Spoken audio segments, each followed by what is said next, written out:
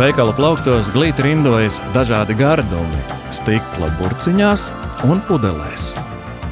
To, ka stikls ir bezgalīgi pārstrādājams materiāls, gan jau zina visi. Izsekosim, kāds ir tavas burciņas pārstrādes ceļš, ja esi to iemetis stiklam paredzētajā šķiroto atkritumu konteinerā. Uzreiz gribu teikt, stikla iepakojums konteinerā jāmet izskalots un bez vāciņa. Tur nedrīkst mest ne glāzes, ne kristāla traukus, ne logu stiklu, jo katram stikla veidam ir cits sastāvs un tā teikt karota darbas. Var sabojāt medus mucu, jeb pārējo cilvēku darbu. Tātad norunājam. Stikla konteinerā metam tikai burkas un pudeles. Turklāt pirms izmešanas konteinerā iepakojumu notiek vēlams izskalot, lai dzēriena vai ēdiena atliekas nesāktu bojāties un izplatīt nepatīkamu smaku. Vispirms stikla konteinera saturs nonāk atkritumu savākšanas uzņēmumos, kur to uzkrāj un nosūta uz pārstrādi. Latvijā stiklu vairs nepārstrādā.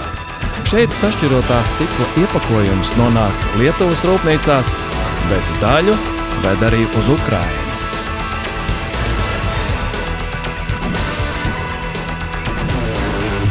Stikla ražošanai izmanto kvarca smiltis, sodu un kaļķakmeni. Bet 30–40% no kopējās izēvielu masas var aizvietot ar savāktā stikla iepakojuma atkritumiem.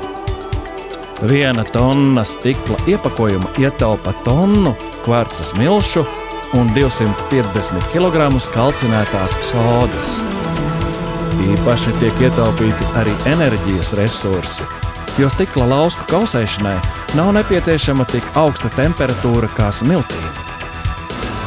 Ražotāji atzīst, lai gan viņi katru gadu pārstrādā tūkstošiem tonu stikla iepakojumu, šo daudzumu varētu krietni vien palielināt, tikai nepietiek otrreizējo izēvielu. Rūpnīcas sirds ir varenā krāsns, kas 5 līdz 7 gadus strādā nepārtraukti. Kad 1550 grādu karstumā no smiltīm, sodas, kaļķakmens un stikla lauskām izveidojusies viendabīga stikla masa, ik pēc sekundes no 2 karsta stikla pilieniem 1200 grādu temperatūrā top pudele.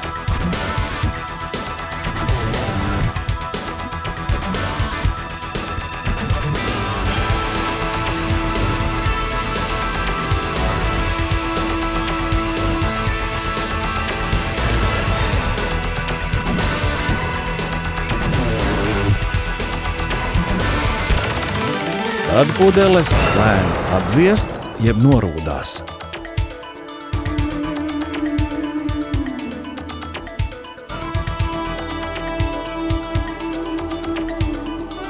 Pēc rūdīšanas pudeles aizceļo uz šķirošanas līniju.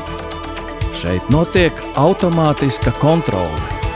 Vai stiklā nav kāds gaisa burbulītis, vai pudeles sieniņas nav par plānu, vai ir pareizais kakliņa diametrs un vītne laba. Brāķētās pudeles atgriežas kausēšanas krastī.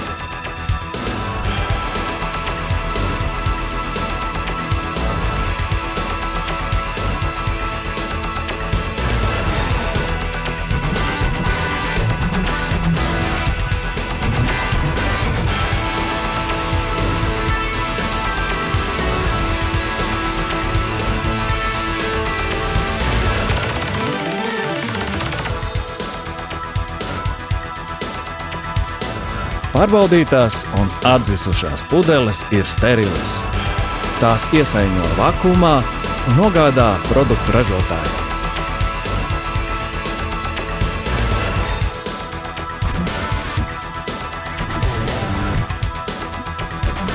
Nu jau atkal esam atpakaļ Latvijā, kur Pierīgā atrodas visiem zināmais uzņēmums Spilva.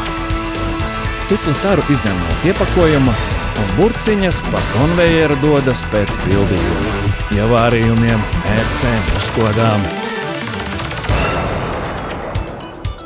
Kad burkas piepildītas, tām uzskrūvē vāciņus un iesaiņo plēvē pa 6.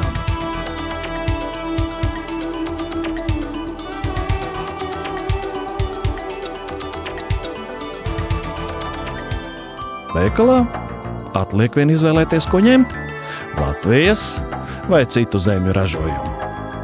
Produktu un dzērienu izvēle ir plaša, bet galvenais – nepiemirsti tukšo taru ielikt stiklam paredzētajā šķiroto atkritumu konteinerā, lai varētu turpināties stikla nebeidzamais ceļš no veikala pie pircēja, tad šķiroto atkritumu konteinerā, lai atgrieztos lielajā pārkausēšanas krāsnī. Stikls ir pārstrādājams bezgalīgi, un pārstrādāts saglabā tādas pašas īpašības, kādas ir jaunām stiklam.